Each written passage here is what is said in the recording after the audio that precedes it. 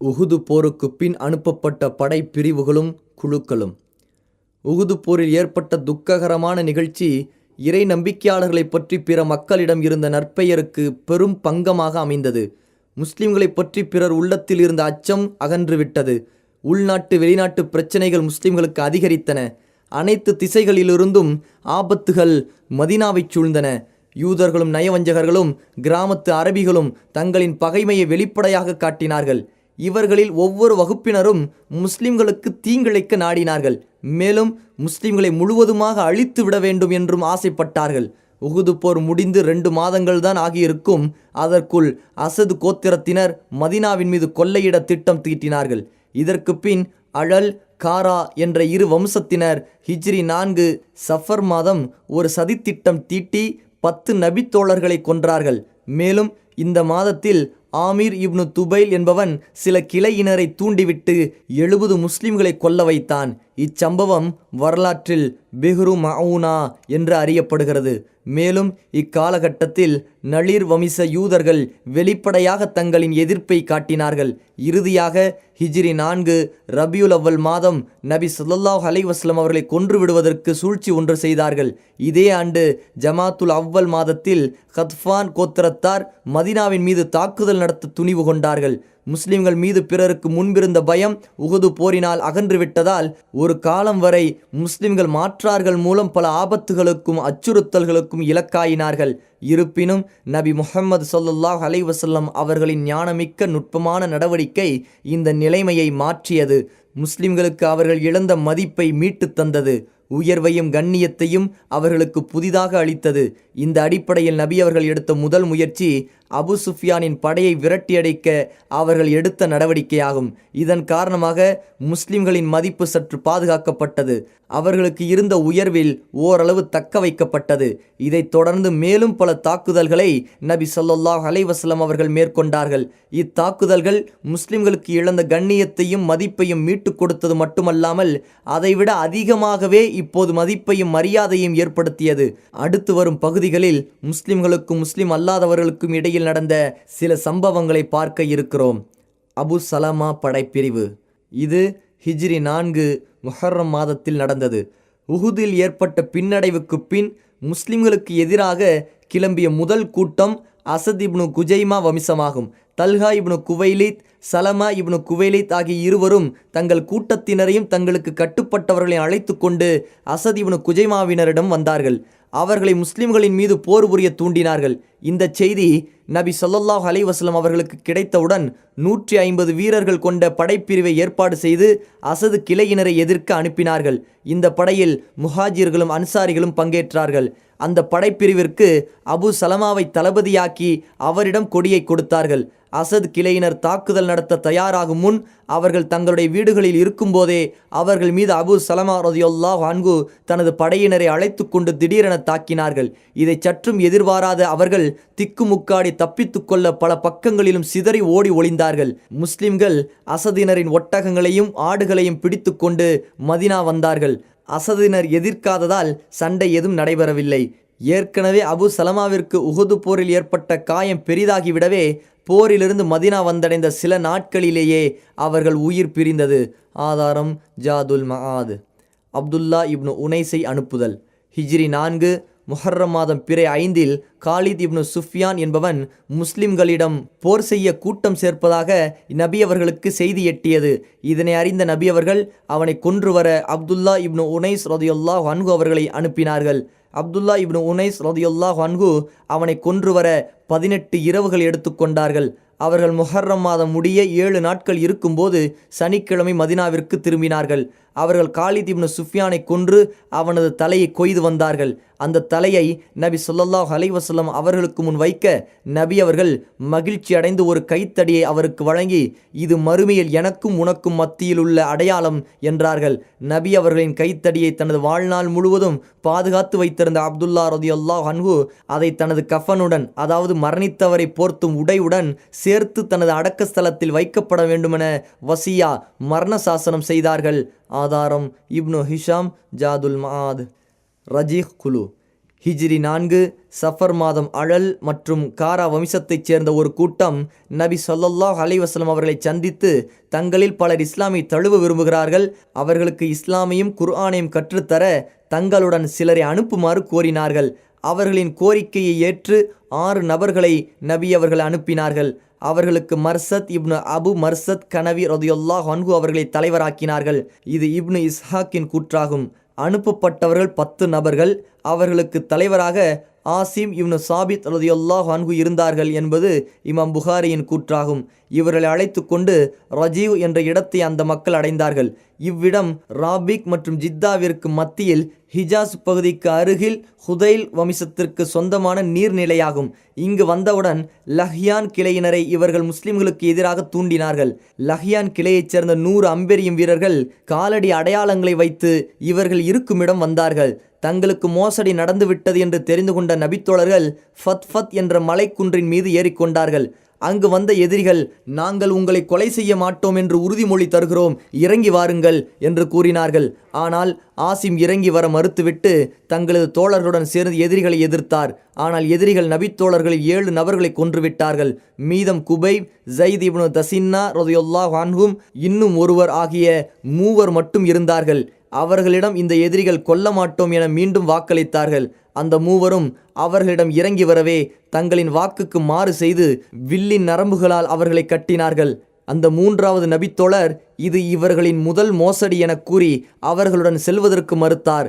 அவர்கள் எவ்வளவோ முயற்சி செய்தும் அவர் வர மறுக்கவே அவரை கொன்றுவிட்டார்கள். அதற்கு பின் குபைப், ஸைத் ரலியல்லாஹு அன்ஹு ஆகிய இருவரையும் மக்காவிற்கு அழைத்து வந்து அங்கு அவர்களை விற்றார்கள். இந்த இருவரும் பத்ரு போரில் மக்காவின் தலைவர்களில் சிலரை கொன்றிருக்கிறார்கள். குபைபை வாங்கியவர்கள் சில காலம் வரை அவர்களை சிறைபிடித்து வைத்திருந்தார்கள். பின்பு அவரை கொன்றுவிட முடிவு செய்து மக்காவின் புனித எல்லைக்கு வெளியில் அழைத்துச் சென்றார்கள். அங்கு அவரை கழுமரத்தில் ஏற்றி கொன்றுவிடலாம் என முடிவு செய்தார்கள். அப்போது குபைப் ரலியல்லாஹு அன்ஹு, நான் 2 ரக்காத் தொழுது கொள்ள என்னை விடுங்கள் என்று கேட்க அவர்களும் அனுமதி அளித்தார்கள். தொழுது முடித்த பின், அல்லாஹுவின் மீது ஆணையாக எனக்கு நடுக்கம், பயம் ஏற்பட்டு விட்டது என்று நீங்கள் கூற மாட்டீர்கள் என்று இருப்பின் நான் மேலும் தொழுதிருப்பேன் என்று கூறிய பிறகு, அல்லாஹுவே இவர்களை எண்ணிக்கொள், இவர்களை தனித்தனியாக பிரித்து கொன்றுவிடு, இவர்களில் எவரையும் மீதம் விடாதே என்று கூறி பின்வரும் கவிதையை படித்தார். எதிரி இராணுவத்தினர் என்னை சூழ்ந்தனர், தங்கள் இனத்தவரை எனக்கெதிராக ஒன்றிணைத்தனர், ஒவ்வொரு சாதியையும் வருமாறு அழைத்தனர், தங்களின் பெண்கள் பிள்ளைகள் என அனைவரையும் இணைத்தனர். ஒரு நீண்ட உறுதிமிக்க கழுமரத்திற்கருகில் நான் நிறுத்தப்பட்டேன். எனது கஷ்டம், தனிமை, அந்நியம், மேலும் நான் இறக்குமிடத்தில் சூழ்ந்துள்ள இராணுவம், இவை அனைத்தையும் அல்லாஹுவிடமே முறையிடுகிறேன். இறைவனை நான் நிராகரிக்க வேண்டுமென பெரிதும் விரும்பினார்கள். எங்கனும் அதனை செய்வேன். மரணம் எனக்கு அதைவிட மிக எளிது. என் கண்கள் அழுகின்றன, நீர் ஓட இடமில்லை. எனக்கிழைத்த துன்பத்தை தாங்க அர்ஷின் அதிபதி எனக்கு பொறுமை அளித்தான். அணுவாக அவர்கள் என்னை கொள்கிறார்கள். எனக்கு மோசமான உணவு வழங்கப்பட்டது. நான் முஸ்லீமாக கொலையுறுவதால் மரணம் ஒரு பொருட்டல்லவே. எந்த பகுதியில் கொலை உண்டாலும் அல்லாஹுவின் பாதையில் என் மரணம் துயில் கொள்ளுமே. அது அல்லாஹ் நாடினால் துண்டு துண்டான சதைகளின் நாள நரம்புகளிலெல்லாம் அருள்வளம் பொழிவான். இந்த கவிதைகளை செவிமடுத்த பின் அபு சுஃப்யான் குபைபிடம், உன்னை உனது குடும்பத்தாரிடம் விட்டு விடுகிறோம், ஆனால் முஹம்மதை நாங்கள் கொன்று விடுகிறோம், இது உனக்கு விருப்பமா என்று கேட்டார். அதற்கு, நான் எனது குடும்பத்தில் இருக்க முஹம்மது ஸல்லல்லாஹு அலைஹி வஸல்லம் அவர்களுக்கு நோவினை அளிக்கும் விதமாக அவருக்கு முள் குத்துவதை கூட நான் விரும்ப மாட்டேன் என குபைப் பதில் சொன்னார். இதற்கு பின் அவரை கழுமரத்தில் ஏற்றி கொன்றார்கள். அவர்களின் உடலை காவல் காக்க அங்கு சிலரை நியமித்தார்கள். ஒரு நாள் இரவில் அம்ர் இப்னு உமையா லம்ரி என்பவர் அவரை கழுமரத்திலிருந்து இறக்கி நல்லடக்கம் செய்தார். பத்ரு போரில் குபைப் ஹாரிஸை கொன்றதால் அதற்கு பதிலாக அவனின் மகன் உக்பா என்பவன் குபைப் அவர்களை கொன்றான். கொல்லப்படும் தருணத்தில் 2 ரக்காத் தொழும் பழக்கத்தை முதலில் குபைப் தான் ஏற்படுத்தினார். மக்காவில் பழங்களே இல்லாமல் இருந்த காலத்தில் கைதியாக இருந்த குபைப் திராட்சை குலைகளை சாப்பிடுவதையும் மக்கள் பார்த்திருக்கிறார்கள். ஆதாரம் சஹீஹுல் புகாரி. ஸைத் இப்னு தஸின்னாவை சஃப்வான் இப்னு உமையா விலைக்கு வாங்கி தனது தந்தை உமையா பத்ரில் கொல்லப்பட்டதற்கு பதிலாக அவரை கொன்றான். முன்னால் கொல்லப்பட்ட ஆசிமுடைய உடலின் ஒரு சில பகுதியையாவது எடுத்து வர குறைஷிகள் சிலரை அனுப்பினார்கள். ஆசிம் குறைஷிகளின் மிக மதிக்கத்தக்க ஒருவரை பத்ரில் கொன்றிருந்தார். ஆசிமை பாதுகாப்பதற்கு அல்லாஹ் தேனை போன்ற சில வண்டுகளை அனுப்பி வந்தவர்களை விரண்டோடச் செய்தான்.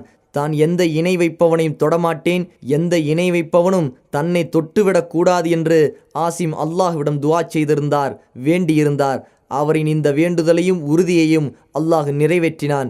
இச்செய்தியை கேள்விப்பட்ட உமர் ரலியல்லாஹு அன்ஹு, அல்லாஹ் மூமினான நம்பிக்கை கொண்ட அடியானை உயிருடன் இருக்கும்போது பாதுகாத்தது போன்று அவரின் மரணத்திற்கு பின்னும் பாதுகாக்கிறான் என்று கூறினார்கள். ஆதாரம் சஹீஹுல் புகாரி, இப்னு ஹிஷாம், ஜாதுல் மஆத். பிஹ்ரு மஊனா. ரஜீஹ் என்ற இடத்தில் நடைபெற்ற மேற்கூறப்பட்ட துக்ககரமான நிகழ்ச்சிக்கு பின் அதைவிட படுபயங்கரமான ஒரு துக்கமான சம்பவம் நிகழ்ந்தது. இதையே வரலாற்றில் பிஹ்ர் மஊனா அசம்பாவிதம் என குறிப்பிடப்படுகிறது. அதன் சுருக்கம் என்னவென்றால், ஈட்டிகளுடன் விளையாடுபவன் என்றழைக்கப்படும் அபு பரா என்ற ஆமீர் இப்னு மாலிக் என்பவன் மதினாவில் நபி ஸல்லல்லாஹு அலைஹி வஸல்லம் அவர்களை சந்தித்தான். நபி அவர்கள் அவனுக்கு இஸ்லாமிய அழைப்பு கொடுத்தார்கள். அவன் அதை ஏற்கவும் இல்லை, அதை மறுக்கவும் இல்லை. அவன் நபி அவர்களிடம், அல்லாஹ்வின் தூதரே, நஜிது மக்களை இஸ்லாமின் பக்கம் அழைக்க என்னுடன் உங்களது தோழர்களை அனுப்புங்கள், அவர்கள் ஏற்றுக்கொள்வார்கள் என நான் எண்ணுகிறேன் என்றான். அதற்கு நபி அவர்கள், நஜிது வாசிகள் எனது தோழர்களுக்கு ஆபத்து ஏதும் விளைவிக்கலாம் என நான் அஞ்சுகிறேன் என்றார்கள். அதற்கு அபு பரா, நான் அவர்களை பாதுகாப்பேன் என்றான். எனவே நபி அவர்கள் 40 தோழர்களை அனுப்பினார்கள். இது இப்னு இஸ்ஹாக் ரஹ்மத்துல்லாஹி உடைய கூற்று. ஆனால் 70 நபர்கள் என சஹீஹுல் புகாரியில் வந்துள்ள எண்ணிக்கையே சரியானதாகும். இவர்களுக்கு சாயிதா குடும்பத்தைச் சேர்ந்த முந்தீர் இப்னு அம்ர் என்பவரை நபி அவர்கள் தலைவராக்கினார்கள். பிற்காலத்தில் இவர் முக்னிக் லியமூத், மரணமாக விரைந்தவர் என்று இவர் அழைக்கப்பட்டார். அதற்கு காரணம், அவர் இந்த நிகழ்ச்சியில் வீரமரணம் அடைய முதலாவதாக விரைந்தார். அனுப்பப்பட்ட தோழர்கள் அனைவரும் முஸ்லிம்களில் மிகச் சிறந்தவர்களாகவும் குர்ஆனை கற்று தேர்ந்தவர்களாகவும் இருந்தார்கள். இவர்கள் பகலில் விறகு பொறுக்கி அதை விற்று திண்ணை தோழர்களுக்கு உணவு வாங்கி வருவார்கள். இரவில் குர்ஆன் ஓதுவதும் தொழுவதுமாக தங்களது வாழ்வை கழித்து வந்தார்கள். இவர்கள் அவனுடன் புறப்பட்டு பிஹ்ரு மஊனா என்ற இடத்தை அடைந்தார்கள். இந்த இடம் ஆமீர் கிளையினருக்கு சொந்தமான நிலத்திற்கும் சுலைம் கிளையினருக்கு சொந்தமான விவசாய களத்திற்கும் மத்தியிலுள்ள நீர்நிலையாகும். அங்கு அனைவரும் தங்கிக் கொண்டு ஹிராம் இப்னு மில்ஹான் என்ற தோழரை நபி ஸல்லல்லாஹு அலைஹி வஸல்லம் அவர்களின் கடிதத்தை கொடுத்து ஆமீர் இப்னு துஃபைல் என்பவனிடம் அனுப்பினார்கள். இந்த அல்லாஹுவின் எதிரி அக்கடிதத்தை படிக்கவில்லை. அவன் சாடை காட்ட ஒருவன் சிறு ஈட்டியால் ஹிராமை பின்புறத்திலிருந்து குத்தினான். தான் குத்தப்பட்டதையும் தனது உடம்பில் இரத்தம் வருவதையும் பார்த்த ஹிராம், அல்லாஹு அக்பர், அல்லாஹு மிக பெரியவன், காபாவின் இறைவன் மீது சத்தியம், நான் வெற்றி பெற்று விட்டேன் என்று கூறினார். அல்லாஹுவின் எதிரியான அவன் எஞ்சிய மற்ற நபித்தோழர்களை கொல்வதற்கு ஆமீர் கிளையினரை அழைத்தான். ஆனால் அபு பரா இவர்களுக்கு பாதுகாப்பு அளித்திருப்பதால் ஆமீர் கிளையினர் அதற்கு மறுத்துவிட்டார்கள். பின்பு சுலைம் கிளையினரை அழைத்தான். சுலைமினரில் உசையா, ரிகுல், தக்வான் என்ற 3 வகுப்பினர் அவனது அழைப்பை ஏற்று அவனுடன் கிளம்பினார்கள். இவர்கள் அனைவரும் நபித்தோழர்களை சுற்றி வளைத்து நபித்தோழர்களுடன் சண்டையிட்டார்கள். இதில் தோழர்கள் அனைவரும் கொல்லப்பட்டார்கள். ஆனால் காவ் இப்னு ஜைத் இப்னு நஸ்ஸார் என்ற தோழர் மட்டும் படுகாயங்களுடன் பூமியில் சாய்ந்தார். இவர் இறந்து விட்டதாக எதிரிகள் எண்ணினார்கள். எதிரிகள் சென்ற பிறகு அவ்விடத்தில் இருந்து தப்பித்து மதினா வந்தார். இவர் பின்னால் நடந்த அகழ் போரிலும் கலந்தார். அதில் எதிரிகளால் கொல்லப்பட்டார். தோழர்களில் அம்ரு இப்னு உமையா லம்ரி, முந்தீர் இப்னு உக்பா இப்னு ஆமீர் ஆகிய இருவரும் முஸ்லிம்களின் வாகனங்களை மேய்த்து வருவதற்காக சென்றிருந்தார்கள். அங்கிருந்து முஸ்லிம்கள் தங்கியிருந்த இடத்திற்கு மேல் பிணந்தின்னி பறவைகள் வட்டமிடுவதை பார்த்து முஸ்லிம்களுக்கு ஏதோ ஆபத்து நிகழ்ந்து விட்டதை உணர்ந்தார்கள். உடனே அந்த இருவரும் அங்கு விரைந்தார்கள். எதிரிகள் தங்கள் தோழர்களை வஞ்சித்ததை பார்த்து பொங்கி எழுந்தார்கள். தாங்கள் இருவர் மட்டுமே இருக்கிறோம் என்பதையும் பொருட்படுத்தாமல் துணிச்சலுடன் எதிரிகளை எதிர்த்தார்கள். நீண்ட நேர சண்டைக்கு பின் முந்தீர் எதிரிகளால் கொல்லப்பட்டார். அம்ரு இப்னு உமையா கைதியாக்கப்பட்டார்.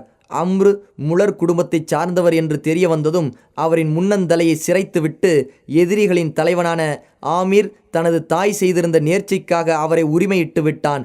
அம்ரு இப்னு உமையா லம்ரி ரலியல்லாஹு அன்ஹு முஸ்லிம்களின் மிகச் சிறந்தவர்களான இந்த 70 தோழர்கள் கொல்லப்பட்ட மிக கவலையூட்டும் செய்தியை நபி ஸல்லல்லாஹு அலைஹி வஸல்லம் அவர்களிடம் கூறுவதற்காக மதீனா நோக்கி விரைந்தார்.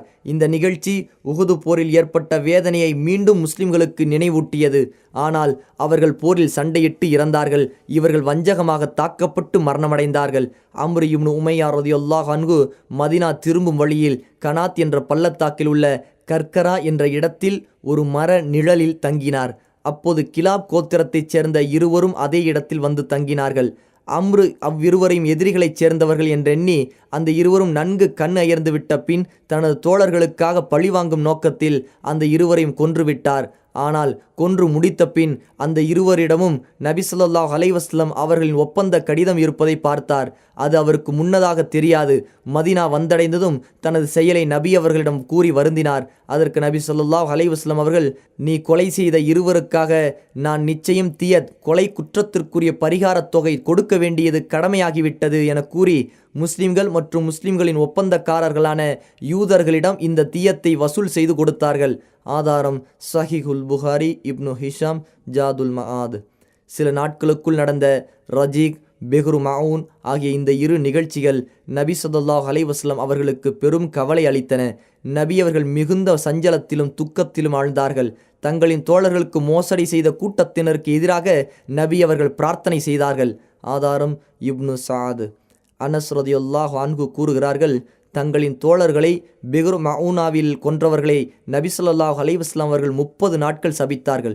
ஃபஜ்ர் தொழுகையில் ரேலு, தக்வான், லஹ்யான், உசையா ஆகிய கோத்திரத்தினருக்கு எதிராக நபி அவர்கள் பிரார்த்தனை செய்தார்கள்.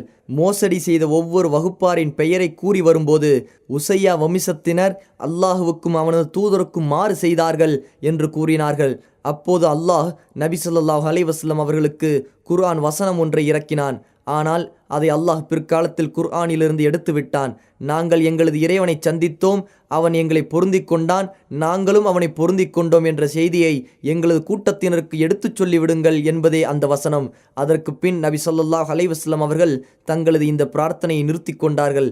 ஆதாரம் சஹீஹுல் புகாரி. நளிர் இனத்தவருடன் போர்.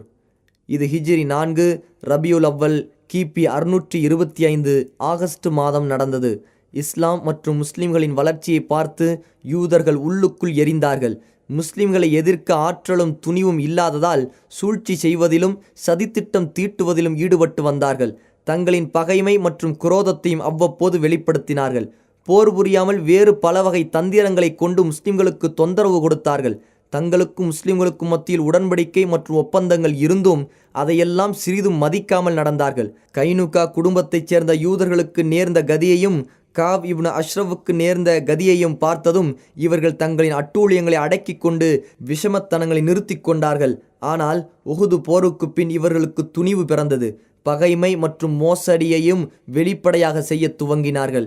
மக்காவில் உள்ள இணை வைப்பவர்களுடனும் மதினாவில் உள்ள நயவஞ்சகர்களுடனும் தங்களின் தொடர்பை வலுப்படுத்தி கொண்டு முஸ்லிம்களுக்கு எதிரான செயல்களில் குதித்தார்கள். ஆதாரம் சுனன் அபு தாவூத். நபி ஸல்லல்லாஹு அலைஹி வஸல்லம் இந்த யூதர்கள் குறித்து மிகுந்த பொறுமையை கடைபிடித்து வந்தார்கள். ஆயினும் ரஜீக், பிஹ்ரு மஊன் ஆகிய நிகழ்ச்சிகளுக்கு பின் இவர்களுக்கு புது துணிவு பிறந்தது. அதனால் நபி அவர்களை கொன்றுவிட திட்டம் தீட்டினார்கள். நபி ஸல்லல்லாஹு அலைஹி வஸல்லம் அவர்கள் தங்களின் தோழர்கள் சிலரை அழைத்து கொண்டு இவர்களிடம் வந்தார்கள். அம்ரு இப்னு உமையா லம்ரி என்ற தனது தோழரால் தவறுதலாக கொல்லப்பட்ட கிலாப் குலத்தவர்களின் குடும்பத்தவர்களுக்கு கொடுக்க வேண்டும், அதற்காக தங்களால் ஆன உதவிகளை செய்யும்படி நபி அவர்கள் கோரினார்கள். யூதர்களுக்கும் முஸ்லிம்களுக்கும் மத்தியில் இதற்கு முன் செய்யப்பட்ட உடன்படிக்கையின்படி நஷ்ட ஈடு கொடுக்கும் விஷயத்தில் முஸ்லிம்களுக்கு யூதர்கள் உதவி செய்ய வேண்டும் என்பதும் ஒன்று. காலங்காலமாக சூழ்ச்சிக்கு பெயர் போன வஞ்சக யூதர்கள் நபி அவர்களிடம், இங்கு அமருங்கள், நீங்கள் வந்த தேவையை நாங்கள் நிறைவேற்றி தருகிறோம் என்றார்கள். இவர்கள் கொடுத்த வாக்கை காப்பாற்றுவார்கள் என்று எதிர்பார்த்து நபியவர்கள் அவர்களின் வீட்டுச் சுவரில் சாய்ந்து உட்கார்ந்தார்கள். நபி ஸல்லல்லாஹு அலைஹி வஸல்லம் அவர்களுடன் அபூபக்கர், உமர், அலி ரலியல்லாஹு அன்ஹும் மற்றும் சில தோழர்களும் இருந்தார்கள். யூதர்கள் தங்களுக்குள் தனிமையில் சந்தித்தார்கள். அவர்கள் மீது விதிக்கப்பட்ட கேட்டை ஷைத்தான் அவர்களுக்கு அலங்கரித்து அதை செய்ய தூண்டினான். எனவே அவர்கள் நபியவர்களை கொன்றுவிட சதித்திட்டம் தீட்டினார்கள். திருகை கல்லை எடுத்து வீட்டுக்கூரைக்கு மேல் ஏறி முஹம்மதின் தலை மீது போட்டு தலையை நசுக்கி கொன்றுவிடலாம் என ஒருவன் ஆலோசனை கூறினான். அதை அனைவரும் ஆமோதித்தார்கள். இதை செய்ய வழிகேடம் அம்ரு இப்னு ஜஹாஷ் என்ற விஷமி ஆயத்தமானான். ஆனால் சலாம் இப்னு மிஷ்கம் என்பவர் அவ்வாறு செய்ய வேண்டாம் என்று அவர்களை தடுத்தார். மேலும் அல்லாஹுவின் மீது ஆணையாக, நீங்கள் தீட்டும் திட்டம் அவருக்கு அறிவிக்கப்பட்டுவிடும், அது நமக்கும் அவருக்கும் இடையில் உள்ள உடன்படிக்கையை முறிப்பதாகிவிடும் என்று எச்சரித்தார். எனினும் தங்களது சதித்திட்டத்தை நிறைவேற்றுவதில் அவர்கள் மிக உறுதியாக இருந்தார்கள். அவர்களின் இந்த சதித்திட்டத்தை அகிலங்களின் இறைவனான அல்லாஹுவின் புறத்திலிருந்து நபி ஸல்லல்லாஹு அலைஹி வஸல்லம் அவர்களுக்கு ஜிப்ரீல் அலைஹிஸ்ஸலாம் அறிவித்தார். உடனடியாக அங்கிருந்து எழுந்து நபி அவர்களும் அவர்களது தோழர்களும் மதீனா வந்தடைந்தார்கள். நபியே, நீங்கள் எழுந்தது எதற்காக என்பதை நாங்கள் அறிந்து கொள்ளவில்லையே என வினவினார்கள் தோழர்கள். நபி அவர்கள் யூதர்கள் செய்த சதியை அறிவித்தார்கள். இச்சம்பவத்திற்கு பின் நபி ஸல்லல்லாஹு அலைஹி வஸல்லம் அவர்கள் தனது தோழர் முஹம்மது இப்னு மஸ்லமாவை நளிர் இனத்தவரிடம் அனுப்பி, மதீனாவிலிருந்து வெளியேறி விடுங்கள், எங்களுடன் மதீனாவில் நீங்கள் தங்கக்கூடாது, இனி மதீனாவில் வசிக்கக்கூடாது, 10 நாட்கள் மட்டும் நான் உங்களுக்கு அவகாசம் தருகிறேன், அதற்கு மேலும் யாராவது மதீனாவில் தங்கியிருந்தால் அவரது கழுத்தை வெட்டி விடுவேன் என்று கூறும்படி சொன்னார்கள். நபி ஸல்லல்லாஹு அலைஹி வஸல்லம் அவர்களின் இந்த கட்டளையை யூதர்கள் ஏற்றே ஆக வேண்டியிருந்தது. மதீனாவை விட்டு செல்ல தேவையான தயாரிப்புகளை செய்து கொண்டிருந்தார்கள். இந்த நிலையில் நயவஞ்சகர்களின் தலைவன் இப்னு உபை யூதர்களிடம் தூது அனுப்பி, நீங்கள் உங்களது இல்லங்களில் இருந்து கொண்டு உங்களை பாதுகாத்து கொள்ளுங்கள், உங்களது இல்லங்களிலிருந்து வெளியேற வேண்டாம், என்னுடன் 2000 வீரர்கள் தயாராக உள்ளார்கள், முஹம்மது உங்கள் மீது போர் தொடுத்தால் அந்த வீரர்கள் உங்களுடன் சேர்ந்து கொண்டு உங்கள் உயிரை காக்க தங்களின் உயிரையும் தியாகம் செய்ய தயாராக இருக்கிறார்கள், மேலும் குரைலா மற்றும் கத்ஃபான் கோத்திரத்தில் உள்ள உங்களது நண்பர்களும் உங்கள் உதவிக்கு வருவார்கள் என்று கூறினான். இப்னு உபையின் மேற்கூறப்பட்ட கூற்றை விவரித்து இந்த குர்ஆன் வசனம் இறங்கியது. நபியே, இந்த நயவஞ்சகர்களை நீங்கள் கவனிக்கவில்லையா? அவர்கள் கித்தாபை உடையவர்களில் உள்ள நிராகரிக்கும் தங்கள் சகோதரர்களை நோக்கி, நீங்கள் உங்கள் இல்லத்தை விட்டு வெளியேற்றப்பட்டால் நாங்களும் உங்களுடன் வெளியேறி விடுவோம், உங்கள் விஷயத்தில் உங்களுக்கு எதிராக நாங்கள் ஒருவருக்கும் ஒரு காலத்திலும் கீழ்ப்படிய மாட்டோம், எவரும் உங்களை எதிர்த்து போர் புரிந்தால் நிச்சயமாக நாம் உங்களுக்கு உதவி புரிவோம் என்றும் கூறுகிறார்கள். ஆனால் நிச்சயமாக அவர்கள் பொய்யர்கள் என்று அல்லாஹ் சாட்சியம் கூறுகின்றான். அல் குர்ஆன் அத்தியாயம் 59 வசனம் 11. மதீனாவை விட்டு வெளியேறி விடலாம் என்றிருந்த யூதர்களுக்கு இதனால் துணிவு பிறந்தது. எதிர்த்து போரிடுவோம் என்று முடிவு செய்தார்கள். நயவஞ்சகர்களின் தலைவன் கூறியதை கேட்டு நப்பாசை கொண்ட யூதர்களின் தலைவன் ஹை இப்னு அக்தப் நபி ஸல்லல்லாஹு அலைஹி வஸல்லம் அவர்களிடம் ஆள் அனுப்பி, நாங்கள் எங்களின் இல்லங்களிலிருந்து வெளியேற மாட்டோம், உனக்கு என்ன தோன்றுகிறதோ அதை செய்து கொள் என்று கூறினான். உண்மையில் இந்த நிலைமை முஸ்லிம்களை பொறுத்தவரை மிகச் சிக்கலானதாகவே இருந்தது. முஸ்லிம்களின் மிகச் சிரமமான இக்காலகட்டத்தில் எதிரிகளிடம் மோதுவதும் சண்டை செய்வதும் ஆபத்தான முடிவை உண்டாக்கலாம். மற்ற அரபுகள் ஒரு பக்கம் தங்களை தாக்குகிறார்கள், மேலும் தங்களின் அழைப்பு பணிக்காக அனுப்பப்படும் குழுக்களையும் சதி செய்து கொன்று விடுகிறார்கள் என்பதை முஸ்லிம்கள் உணர்ந்திருந்தார்கள். இது மட்டுமின்றி நளிர் கோத்திரத்தைச் சேர்ந்த யூதர்கள் ஓரளவுக்கு தேவையான வலிமையுடன் விளங்கியதால் அவர்கள் சரணடைவது, அடிபணிவது சற்று கடினமான விஷயம்தான். அவர்களுடன் போரிடுவது பல இன்னல்களை சந்திக்க காரணமாகலாம்.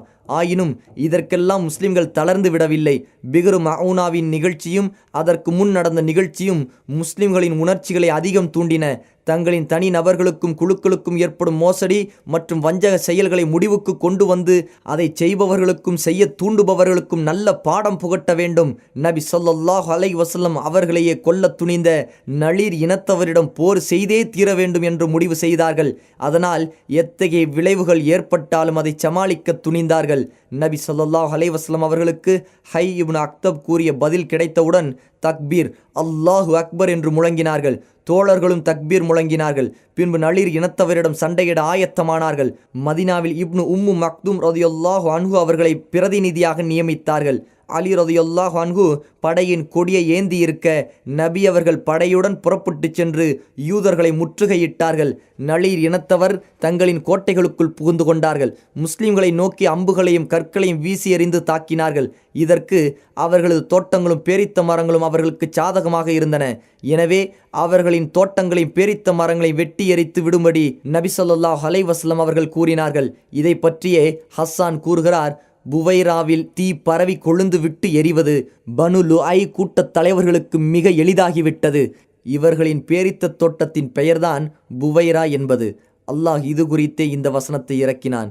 நீங்கள் அவர்களுடைய பேரித்த மரங்களை வெட்டியதும் அல்லது வெட்டாது வேருடன் இருந்தவாறே அதன் அடிகளின் மீது நின்றிருக்கும்படி நீங்கள் அவற்றை விட்டு வைத்ததும் அந்த பாவிகளை இழிவுபடுத்தும் பொருட்டு அல்லாஹ்வின் அனுமதிபடியே நடைபெற்ற காரியமாகும். அல் குர்ஆன் அத்தியாயம் 59 வசனம் 5. குறைலா யூதர்கள் உதவிக்கு முன்வரவில்லை. அவ்வாறே இவர்களின் நண்பர்கள் ஹத்ஃபான் கிளையைச் சேர்ந்தவர்களும் மற்றும் அப்துல்லா இப்னு உபையும் உதவிக்கு வராமல் விலகிக் கொண்டார்கள். எனவேதான் இவர்களின் இந்த நடத்தையை அல்லாஹ் உவமானத்துடன் கூறுகிறான். இன்னும் இவர்களுக்கு உதாரணம் ஒரு ஷைத்தானுடைய உதாரணத்தையும் ஒத்திருக்கிறது. அவன் மனிதனை நோக்கி, நீ அல்லாஹ்வையும் அவனுடைய தூதரையும் நிராகரித்து விடு என்று கூறுகின்றான். அவ்வாறே அவனும் நிராகரித்து விட்டான். பின்பு ஷைத்தான் அவனை நோக்கி, நிச்சயமாக நான் உன்னை விட்டு விலகிவிட்டேன், ஏனென்றால் உலகத்தாரின் இறைவனாகிய அல்லாஹுக்கு மெய்யாகவே நான் பயப்படுகிறேன் என்று கூறுவான். அல் குர்ஆன் அத்தியாயம் 59 வசனம் 16. முற்றுகை 6 அல்லது 15 இரவுகள் நீடித்தன. அல்லாஹ் யூதர்களின் உள்ளத்தில் பயத்தையும் நடுக்கத்தையும் போட்டான். ஆயுதங்களை கீழே போட்டு நாங்கள் பணிந்து விடுகிறோம், நாங்கள் மதீனாவை விட்டு வெளியேறி விடுகிறோம் என்று நபி அவர்களிடம் தூதனுப்பினார்கள். அதற்கு நபி ஸல்லல்லாஹு அலைஹி வஸல்லம் அவர்கள், உங்களையும் உங்கள் பிள்ளை குட்டிகளையும் அழைத்து கொண்டு இங்கிருந்து சென்று விடுங்கள். ஒட்டகங்கள் சுமக்கும் அளவுள்ள சாமான்களையும் உங்களுடன் நீங்கள் எடுத்துச் செல்லலாம், ஆயுதங்களை எடுத்துச் செல்லக்கூடாது என்று கூறினார்கள். இந்த நிபந்தனைக்கு அவர்கள் அடிபணிந்தார்கள். தங்களுக்கு பிறகு தங்கள் வீடுகளை எவரும் பயன்படுத்தக்கூடாது என்பதற்காக அவற்றை அழித்தார்கள். வீட்டு கதவுகளையும் ஜன்னல்களையும் பெயர்த்து தங்களுடன் எடுத்து கொண்டார்கள். அவர்களில் சிலரோ ஆணிகளையும் முகட்டிலிருந்த பலகைகளையும் முளை கம்புகளையும் கூட தங்களுடன் எடுத்து கொண்டார்கள். பின்பு பெண்கள் சிறுவர்கள் அனைவரையும் அழைத்து கொண்டு 600 ஒட்டகைகளில் புறப்பட்டார்கள். ஹை இப்னு அக்தப், சல்லாம் இப்னு அபு ஹுகைக் போன்ற தலைவர்களும் மற்றும் பெரும்பாலான யூதர்களும் கைபர் சென்று தங்கினார்கள். மற்றவர்கள் ஷாம் நாட்டிற்கு சென்றார்கள். அவர்களில் 2 மட்டும் இஸ்லாமை ஏற்றுக்கொண்டதால் தங்களது சொத்து செல்வங்களுடன் மதீனாவில் தங்க அனுமதிக்கப்பட்டார்கள். நபி ஸல்லல்லாஹு அலைஹி வஸல்லம் அவர்கள் இம்மக்களின் ஆயுதங்கள், அவர்களது வீடுகள், நிலங்கள், செல்வங்கள் என அனைத்தையும் கைப்பற்றினார்கள். மொத்தம் 50 கவச ஆடைகளையும் 50 தலை கவசங்களும் 340 வாள்களும் இருந்தன. இந்த யூதர்களின் செல்வங்கள், சொத்துகள், வீடுகள், நிலங்கள் அனைத்தையும் அல்லாஹ் நபி ஸல்லல்லாஹு அலைஹி வஸல்லம் அவர்களுக்கு மட்டும் அருளினான். அவர்களின் விருப்பத்திற்கு ஏற்ப அதை செய்து கொள்ள முழு அனுமதி அளித்தான். அதை 5 பங்காக ஆக்க வேண்டும் என்று நபி அவர்களுக்கு கட்டளையிடவில்லை. ஏனென்றால் இது சண்டையின்றி கிடைத்த பொருளாகும். இப்பொருட்களை முந்திய முஹாஜிர்களுக்கு, மக்காவிலிருந்து மதீனாவில் குடியேறியவர்களுக்கு மட்டும் நபி அவர்கள் பங்கு வைத்தார்கள். ஆனால் அன்சாரிகளில் ஏழையாக இருந்த அபு துஜானா, சஹல் இப்னு ஹுனைஃப் ரலியல்லாஹு அன்ஹும் இருவருக்கும் அதில் பங்கு கொடுத்தார்கள். அதிலிருந்துதான் நபி ஸல்லல்லாஹு அலைஹி வஸல்லம் அவர்கள் தமது குடும்பத்தினருக்கு ஓராண்டுக்கு தேவையானவற்றை கொடுத்து வந்தார்கள். மீதமிருந்ததை அல்லாஹ்வின் பாதையில் போருக்கு பயன்படுத்தினார்கள். இப்போர் குறித்த விவரங்களை முழுவதுமாக ஹஷ்ர் என்ற அத்தியாயத்தில் அல்லாஹ் இறக்கினான். இந்த அத்தியாயத்தில் யூதர்கள் எவ்வாறு விரட்டியடிக்கப்பட்டார்கள், நயவஞ்சகர்களின் கொள்கையும் பழக்கமும் எவ்வாறானது, போரின்றி கிடைக்கும் செல்வத்தின் சட்டம் என்ன போன்ற விவரங்கள் கூறப்பட்டன. மேலும் முஹாஜிர்கள், அன்சாரிகள் குறித்து அல்லாஹ் இந்த அத்தியாயத்தில் புகழ்ந்து கூறியிருக்கின்றான். போர் நலன்களை கருத்தில் கொண்டு எதிரிகளுக்கு சொந்தமான மரங்களை வெட்டுவதும் கொளுத்துவதும் சரியானதே, இது விஷமத்தனமாக ஆகாது என்று அல்லாஹ் இந்த அத்தியாயத்தில் கூறியுள்ளான். அத்துடன் முஸ்லிம்கள் எப்போதும் இறையச்சத்தை கடைபிடித்து மறுமைக்கான நல்ல காரியங்களை செய்ய வேண்டுமென்று கட்டளையிட்டு இறுதியாக தனது புகழ்ச்சியை கூறி உயர்வுமிக்க தனது பெயர்களை விவரித்து அத்தியாயத்தை நிறைவு செய்கிறான். இந்த அத்தியாயத்தில் நளீர் இன யூதர்களை குறித்து முழுவதுமாக கூறப்பட்டிருப்பதால் இந்த அத்தியாயத்தை நளீர் என்றும் கூறலாம் என இப்னு அப்பாஸ் ரலியல்லாஹு அன்ஹு கூறுகிறார்கள். ஆதாரம் ஸஹீஹுல் புகாரி, இப்னு ஹிஷாம் ஜாதுல் மஆத். இப்னு இஸ்ஹாக் ரஹ்மத்துல்லாஹி அலைஹி மற்றும் பெரும்பான்மையான வரலாற்று ஆசிரியர்கள் இப்போர் குறித்து கூறியதை நாம் இதுவரை பார்த்தோம். அபு தாவூத், அப்துர் ரஸாக் ரஹ்மத்துல்லாஹி அலைஹி மற்றும் பல அறிஞர்கள் இச்சம்பவத்திற்கு வேறு பல காரணங்களை கூறுகிறார்கள். அதாவது, பத்ரு போருக்கு பின் குறைஷிகள் நளீர் இன யூதர்களுக்கு கடிதம் எழுதினார்கள். அதில், நீங்கள் மதீனாவில் நல்ல பாதுகாப்புடன் வாழ்கிறீர்கள், உங்களிடம் கோட்டைகளும் அரண்களும் உள்ளன, எனவே அங்கு இருக்கும் எங்களுடைய ஊர்வாசிகளிடம் நீங்கள் போர் செய்யுங்கள். அவ்வாறு செய்யாவிட்டால் நாங்கள் உங்களுக்கு பல வகையில் தொல்லைகள் தருவோம், உங்களின் பெண்களை எங்களை விட்டும் நீங்கள் காப்பாற்றிக் கொள்ள முடியாது. இவ்வாறு கடிதத்தில் குறைஷிகள் குறிப்பிட்டிருந்தார்கள். இக்கடிதத்தை பார்த்தவுடன் நளீர் கிளையினர் நபி ஸல்லல்லாஹு அலைஹி வஸல்லம் அவர்களுடன் செய்த உடன்படிக்கைக்கு துரோகம் செய்ய முடிவெடுத்தார்கள். அவர்கள் நபி அவர்களிடம் தூது அனுப்பி, நீங்கள் உங்களுடைய 30 தோழர்களுடன் எங்களிடம் வாருங்கள், நாங்கள் எங்களுடைய 30 அறிஞர்களை அழைத்து கொண்டு வருகிறோம், குறிப்பிட்ட ஓர் இடத்தில் நாம் சந்திப்போம், நீங்கள் கூறுவதை எங்களது பாதிரிகள் கேட்பார்கள், அவர்கள் கூறுவதை நீங்கள் உண்மை என்று ஆமோதித்து உங்களை நம்பிக்கை கொண்டால் நாங்கள் அனைவரும் உங்களை நம்பிக்கை கொள்வோம் என்று கூறினார்கள். நபி ஸல்லல்லாஹு அலைஹி வஸல்லம் அவர்கள் 30 தோழர்களை அழைத்து கொண்டு புறப்பட்டார்கள். யூதர்களும் தங்களது 30 பாதிரிகளுடன் வந்தார்கள். இரு குழுக்களும் ஒரு திறந்தவெளி மைதானத்திற்கு வந்தவுடன் யூதர்கள் தங்களுக்குள், இப்போது எப்படி இவரை, அதாவது முஹம்மதை நாம் கொல்ல முடியும்? இவரை சுற்றி 30 தோழர்கள் இருக்கிறார்கள். அந்த தோழர்கள் இவருக்காக தங்களது உயிரையும் அர்ப்பணிக்க துணிந்தவர்களாயிற்றே. எனவே நாம் இப்போது நமது திட்டத்தை நிறைவேற்றுவது சரியல்ல என்று யோசித்தார்கள்.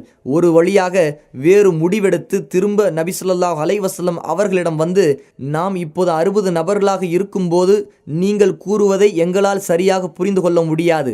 நாங்கள் கூறுவதையும் உங்களால் சரியாக புரிந்து கொள்ள முடியாது. எனவே 3 தோழர்களை மட்டும் அழைத்து கொண்டு வாருங்கள். நாங்களும் 3 அறிஞர்களை மட்டும் அழைத்து வருகிறோம். அந்த அறிஞர்கள் நீங்கள் கூறுபவற்றை கேட்பார்கள். அவர்கள் உங்கள் மீது நம்பிக்கை கொண்டால் நாங்களும் உங்கள் மீது நம்பிக்கை கொள்வோம். உங்களை உண்மையாளர் என்று ஏற்றுக்கொள்வோம் என்றார்கள். இதற்கும் நபி ஸல்லல்லாஹு அலைஹி வஸல்லம் அவர்கள் இணங்கி 3 தோழர்களை மட்டும் அழைத்து கொண்டு சந்திக்க புறப்பட்டார்கள். யூதர்கள் தங்களுடன் வீச்சரிவாளை எடுத்துக்கொண்டு நபி அவர்களை திடீரென பாய்ந்து கொன்றுவிட வேண்டும் என்ற முடிவில் வந்தார்கள். ஆனால் நளிர் கோத்திரத்தில் உள்ள ஒரு பெண் முஸ்லிமான தன் உறவினர் ஒருவருக்கு இந்த சதி திட்டத்தை பற்றி அறிவித்தார். அவர் நபி அவர்கள் அங்கு செல்வதற்கு முன் அவர்களை சந்தித்து செய்தியை கூறினார். இதை கேட்டவுடன் நபி அவர்கள் போகாமல் பாதி வழியிலேயே திரும்பிவிட்டார்கள். அதற்கடுத்த நாள் நபி ஸல்லல்லாஹு அலைஹி வஸல்லம் அவர்கள் படையுடன் யூதர்களை முற்றுகையிட்டார்கள். அப்போது அவர்களிடம், நீங்கள் எனக்கு ஒப்பந்தம் செய்து கொடுக்காதவரை உங்களுக்கு என்னிடம் எவ்வித பாதுகாப்பும் நிச்சயம் இல்லை என்று கூறினார்கள். ஆனால் நளிர் யூதர்கள் அதற்கு ஒத்துவரவில்லை. ஆகவே நபி அவர்களும் முஸ்லிம்களும் அன்றைய தினம் அவர்களுடன் போர் புரிந்தார்கள். பின்பு 2ஆம் நாள் அவர்களுடன் போர் செய்யாமல் அவர்களை அவர்களின் நிலைமையிலேயே விட்டு அவர்களுக்கு அருகில் உள்ள குறைலா யூதர்களிடம் நபி ஸல்லல்லாஹு அலைஹி வஸல்லம் படையுடன் சென்று அவர்களிடம், நீங்கள் எனக்கு ஒரு ஒப்பந்தத்தை செய்து கொடுத்தால் நான் உங்களுடன் போர் செய்ய மாட்டேன் என்றார்கள். குறைலா யூதர்களும் அதற்கு இணங்கி நபி அவர்களிடம் ஒப்பந்தம் செய்தார்கள். பின்பு நபி ஸல்லல்லாஹு அலைஹி வஸல்லம் மீண்டும் நளிர் இனத்தவரிடம் சென்று அவர்களுடன் சண்டையிட்டார்கள். அவர்கள் தாக்கு பிடிக்க முடியாமல் இறுதியாக நபி அவர்களிடம் சரணடைந்தார்கள். அதாவது மதீனாவை விட்டு வெளியேற வேண்டும், ஆயுதங்களை தவிர மற்ற பொருட்களை ஒட்டகம் சுமக்கும் அளவிற்கு எடுத்துச் செல்லலாம் என்ற நிபந்தனைக்கும் கட்டுப்பட்டு போரை முடித்து கொண்டார்கள். பின்பு தங்களின் வீடுகளை நாசப்படுத்தினார்கள். அதை இடித்து தள்ளி அதிலிருந்த மரப்பலகைகளையும் எடுத்து கொண்டார்கள். இதுதான் முதன்முறையாக யூதர்களை நாடு கடத்திய சம்பவமாகும். இவர்களை மதீனாவிலிருந்து ஷாம் தேசத்திற்கு நாடு கடத்தப்பட்டது. ஆதாரம் முசன்னஃப் அப்துர் ரஸாக், சுனன் அபு தாவூத். நஜ்து போர்.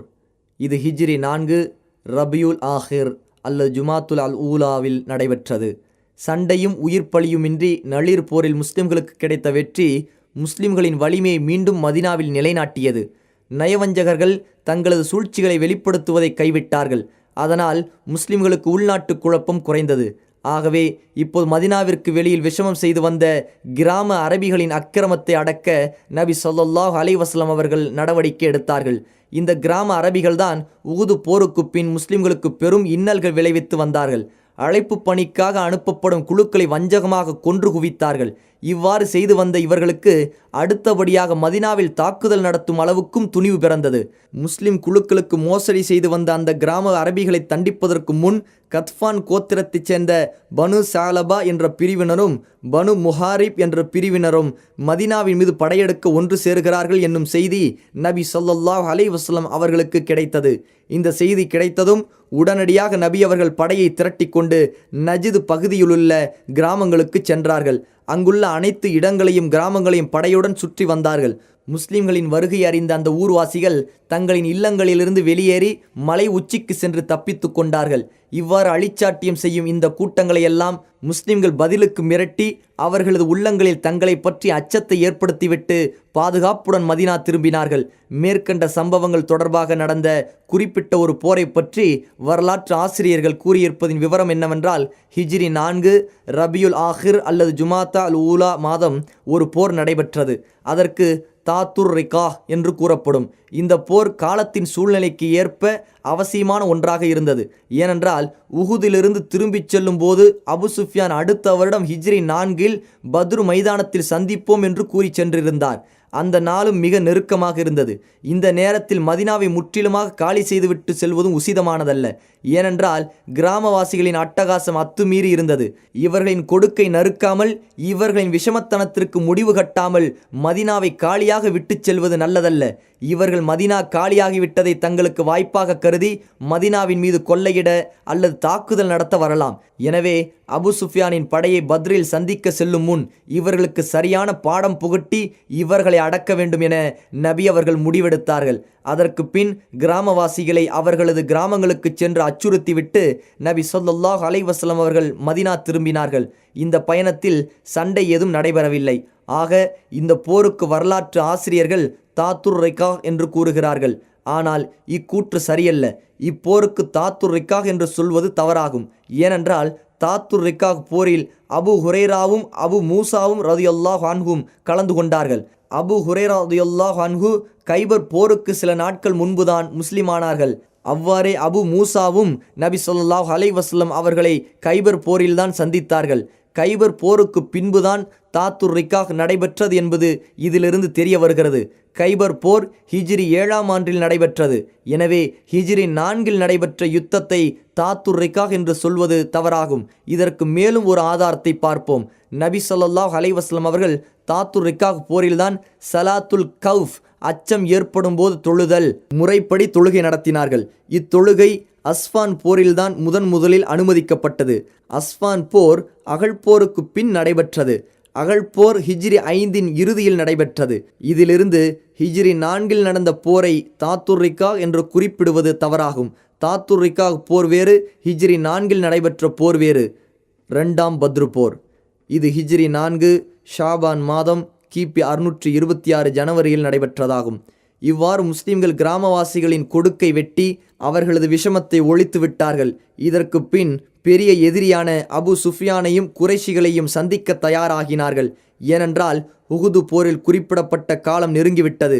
அதன்படி மீண்டும் ஒருமுறை போர் செய்து சத்தியவான்கள் யாருக்கு அல்லாஹுவின் உதவி என்பதை நிரூபிக்க வேண்டிய கட்டாயம் ஏற்பட்டது. நபி ஸல்லல்லாஹு அலைஹி வஸல்லம் அவர்கள் மதினாவில் அப்துல்லா இப்னு ரவாஹாவை பிரதிநிதியாக நியமித்தார்கள். பிறகு 1500 தோழர்கள் மற்றும் 10 குதிரைகளுடன் பத்ரை நோக்கி புறப்பட்டார்கள். படையின் கொடி அலி ரலியல்லாஹு அன்ஹு அவர்களிடம் இருந்தது. பத்ரில் சென்று குறைஷிகளின் வருகையை எதிர்பார்த்து தங்கியிருந்தார்கள். அபு சுஃபியான் 2000 மக்காவாசிகளை அழைத்து கொண்டு கிளம்பினார். இவர்களிடம் 50 குதிரைகள் இருந்தன. அபு சுஃபியான் மக்காவிலிருந்து ஒரு நாள் பயண தூரமுள்ள மர்ருல் லஹ்ரான் என்ற பகுதியில் உள்ள மஜன்னா என்ற கிணற்றருகில் தங்கினார். அபு சுஃபியான் மக்காவிலிருந்து புறப்படும் போதே போரின் முடிவு எப்படி அமையும் என்று ஆழ்ந்து சிந்தித்தவராகவே பயணித்து கொண்டிருந்தார். இவரது உள்ளத்தில் அச்சம் குடிகொண்டது. இறுதியாக மர்ருல் லஹ்ரான் வந்தவுடன் அவரது உறுதி முற்றிலும் நிலைகுலைந்து விட்டது. அவர் திரும்பிவிட முடிவு செய்தவராக தனது தோழர்களிடம், குறைஷியர்களே, நல்ல பசுமையான செழிப்பான காலத்தில் நாம் போர் செய்யலாம். இது மிக பஞ்சமான ஆண்டு. எனவே இவ்வாண்டு நமக்கு ஏற்றமாகாது. நான் திரும்பிவிட நாடுகிறேன். நீங்களும் திரும்பிவிடுங்கள் என்று கூறினார். பொதுவாக படையினர் அனைவரும் பயத்தால் உள்ளுக்குள் நடுங்கிக் கொண்டுதான் இருந்தார்கள். எனவே அபு சுஃபியான் இந்த யோசனையை கூறியவுடன் பிடிவாதம் பிடிக்காமல், ஆட்சேபனை ஏதும் செய்யாமல் அனைவரும் திரும்பிவிட்டார்கள். முஸ்லிம்கள் பத்ரு மைதானத்தில் 8 நாட்கள் தங்கி வியாபாரம் செய்தார்கள். ஒரு திர்ஹத்திற்கு 2 திர்கம் அவர்களுக்கு லாபமாக கிடைத்தது. அதற்கு பின் எதிரிகள் மைதானத்திற்கு வராததால் சண்டையின்றி திரும்பிவிட்டார்கள். மீண்டும் முஸ்லிம்கள் மீது மக்களுக்கு பயமும் மரியாதையும் ஏற்பட்டது. நிலைமைகள் அனைத்தையும் முஸ்லிம்கள் தங்கள் கட்டுப்பாட்டுக்குள் கொண்டு வந்து விட்டார்கள். இப்போருக்கு 2ஆம் பத்ரு, சிறிய பத்ரு, மற்றொரு பத்ரு, வாக்களித்து சென்ற பத்ரு என பல பெயர்கள் வரலாற்றில் கூறப்படுகின்றன. ஆதாரம் இப்னு ஹிஷாம் ஜாதுல் மஆத். தூமத்துல் ஜந்தல் போர், இது ஹிஜ்ரி 5 ரபியுல் அவ்வல் 25இல் நடைபெற்றதாகும். நபி ஸல்லல்லாஹு அலைஹி வஸல்லம் அவர்கள் 2ஆம் பத்ரில் இருந்து திரும்பிய பிறகு மதினாவிலும் அதை சுற்றியுள்ள இடங்களிலும் அமைதி மற்றும் பாதுகாப்பு மிக்க சூழ்நிலை நிலவியது. முஸ்லிம்கள் நிம்மதி பெருமூச்சு விட்டார்கள். ஆகவே இப்போது அரபு நாடு முழுவதும் முஸ்லிம்களின் கட்டுப்பாட்டுக்குள் வருவதற்காகவும், முஸ்லிம்களை நேசிப்பவர்களும் எதிர்ப்பவர்களும் முஸ்லிம்களின் பலத்தை அறிந்து கொள்வதற்காகவும் எல்லா பகுதிகளுக்கும் சென்று வர நபி அவர்கள் இந்த அவகாசத்தை பயன்படுத்தினார்கள். 2ஆம் பத்ரு போரிலிருந்து திரும்பிய பிறகு மதினாவில் 6 மாதங்கள் நபி ஸல்லல்லாஹு அலைஹி வஸல்லம் அவர்கள் தங்கியிருந்தார்கள். இந்த நிலையில் ஷாம் நாட்டிற்கு அருகில் உள்ள தூமத்துல் ஜந்தல் என்ற இடத்தை சுற்றி வாழும் கோத்திரத்தினர் வழிப்பறி, கொள்ளையடிப்பது போன்ற செயல்களில் ஈடுபடுகிறார்கள். மேலும் மதினாவின் மீது திடீர் தாக்குதல் நடத்த பெரும் கூட்டம் ஒன்றையும் தயார் செய்து வருகிறார்கள் என்ற செய்தி நபி அவர்களுக்கு எட்டியது. எனவே நபி அவர்கள் மதினாவில் சிபா இப்னு உர்ஃபுதா கிஃபாரி என்ற தோழரை பிரதிநிதியாக நியமித்துவிட்டு 1000 முஸ்லிம்களுடன் ஹிஜ்ரி 5 ரபியுல் அவ்வல் பிறை 25 தூமத்துல் ஜந்தல் நோக்கி கிளம்பினார்கள். உத்ரா கிளையைச் சேர்ந்த மத்கூர் என்ற நபரை தனக்கு வழிகாட்டியாக நபி அவர்கள் அழைத்துச் சென்றார்கள். நபி ஸல்லல்லாஹு அலைஹி வஸல்லம் அவர்கள் இரவில் பயணிப்பதும் பகலில் பதுங்குவதுமாக பயணத்தை தொடர்ந்தார்கள். எதிரிகள் கொள்ளையிடும் செயலில் ஈடுபட்டு கொண்டிருக்கும் போது அவர்களை தாக்க வேண்டும் என்ற எண்ணத்தில் நபி அவர்கள் பயணத்தை இவ்வாறு தொடர்ந்தார்கள். நபி அவர்கள் அங்கு சென்றபோது அந்த மக்கள் அங்கு இல்லை, வெளியில் சென்றிருந்தார்கள். நபி அவர்கள் அவர்களின் கால்நடைகளை கைப்பற்றினார்கள். அங்கிருந்து சிலர் தப்பித்து விட்டார்கள், மற்ற சிலர் எதிர்த்து மடிந்தார்கள். இதற்கு பின் தூமத்துல் ஜந்தல் என்ற இடத்திற்கு சென்றபோது அங்குள்ள அனைவரும் தங்கள் இல்லங்களை காலி செய்துவிட்டு தப்பித்து ஓடிவிட்டார்கள். நபி அவர்கள் அங்கு பல நாட்கள் தங்கியிருந்து சுற்றியுள்ள இடங்களுக்கு படைகளை அனுப்பி தேடியும் எவரும் காண கிடைக்கவில்லை. ஆகவே மதினாவிற்கு திரும்ப ஆயத்தமானார்கள். நபி ஸல்லல்லாஹு அலைஹி வஸல்லம் அவர்கள் இப்போருக்கு சென்றிருந்த சமயத்தில் அங்குள்ள உயைனா இப்னு ஹிஸ்ன் என்பவருடன் சமாதான ஒப்பந்தம் செய்து கொண்டார்கள். தூமா என்பது மஷாரிஃபு ஷாம் என்ற இடத்தில் உள்ள புகழ்பெற்ற இடமாகும். இங்கிருந்து திமஷ்க் நகரம் 5 இரவுகள் பயணித்துச் செல்லும் தூரத்தில் உள்ளது. இந்த நகரம் மதினாவிலிருந்து 15 இரவுகள் பயணித்துச் செல்லும் தூரத்தில் உள்ளது. இது போன்ற மதிநுட்பமான தீர்க்கமான நடவடிக்கைகளினால் அமைதி மற்றும் பாதுகாப்பை அனைத்து பகுதிகளிலும் நிறுவி நிலைமையை தங்களது கட்டுப்பாட்டுக்குள் கொண்டு வருவதில் நபி ஸல்லல்லாஹு அலைஹி வஸல்லம் அவர்கள் வெற்றி கண்டார்கள். மேலும் இதன் மூலம் முஸ்லிம்களுக்கு சாதகமான நல்ல சூழ்நிலையை உருவாக்கினார்கள். பல பக்கங்களிலிருந்து முஸ்லிம்களுக்கு வந்து கொண்டிருந்த உள்நாட்டு மற்றும் வெளிநாட்டு சிரமங்களை அகற்றினார்கள். நயவஞ்சகர்களும் அடங்கி அமைதியாகிவிட்டார்கள். யூதர்களில் ஒரு முக்கிய பிரிவினரான நளீர் என்ற கோத்திரத்தினரை மதினாவிலிருந்து முற்றிலும் நாடு கடத்தப்பட்டதை பார்த்து பயந்து போன மற்றொரு கோத்திரத்தினர் தாங்கள் நபி அவர்களுடன் செய்து கொண்ட ஒப்பந்தங்களையும் உடன்படிக்கைகளையும் ஒழுங்காக நிறைவேற்றினார்கள். கிராம அரபிகளும் தங்களது அட்டூழியங்களையும் வம்புத்தனங்களையும் அடக்கி கொண்டு முஸ்லிம்களுக்கு பணிந்து நடந்தார்கள். மக்காவில் இருந்த குறைஷிகளும் முஸ்லிம்களை தாக்கும் திட்டத்தை கைவிட்டு ஒதுங்கிக் கொண்டார்கள். இது போன்ற சாதகமான நல்ல சூழ்நிலை ஏற்பட்டதால் இஸ்லாமிய அழைப்பு பணியை செம்மையாக நிறைவேற்றுவதற்குரிய நல்ல வாய்ப்பை முஸ்லிம்கள் பெற்றார்கள்.